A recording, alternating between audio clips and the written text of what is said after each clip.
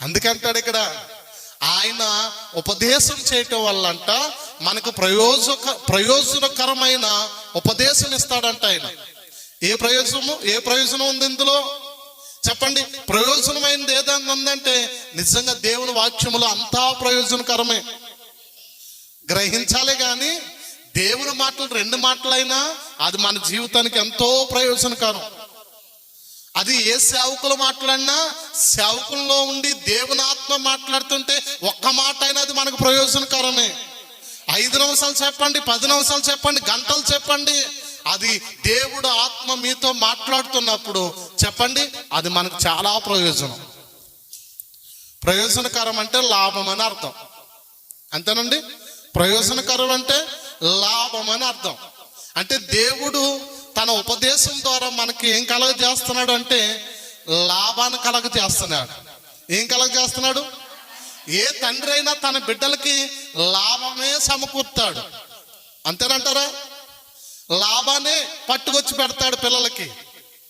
నేను అంటాను, నేను ఆరాధించిన దేవుడు నాకు అన్ని లాభమే సమకూర్చాడు, నాకు అన్ని మేలైనయే సమకూర్చాడు, అన్ని మేలే చేస్తున్నాడు. నమ్మితే స్తోత్రం చెప్పండి. హల్లెలూయా. అందుకని మాట్లాడేటప్పుడు మీ పాస్టర్ గారు మాట్లాడరు.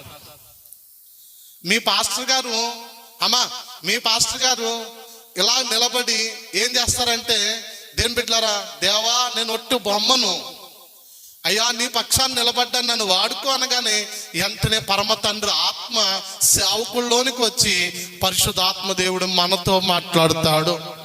ఎక్కడైతే దేవుని స్వరము మనకు వినబడుతుందో అక్కడ ప్రయోజనకరము అంటే ఎంతో లాభం ఉంది.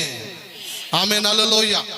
మీకు తెలుసా, భూలోకంలో కొందరు అధికారులు చేయని పని దేవుని ఆత్మ తన వాక్యం ద్వారా మాట్లాడుతున్నప్పుడు కొందరు మనుషులు మారిపోతారు. మీకు ఎగ్జాంపుల్ చెప్తాను. ఒక దొంగతనం చేస్తా ఒక పోలీసుకి ఒక కానిస్టేబుల్కి దొరికాడు అనుకోండి, వాళ్ళు లోపడేస్తారు, కొన్ని రోజులు ఉంచుతారు, అంతే. మరలా బయటకు వచ్చాడు, ఏం చేస్తాడు? యథావిధిగా తన పని తను కొనసాగిస్తాడా? చెప్పండి.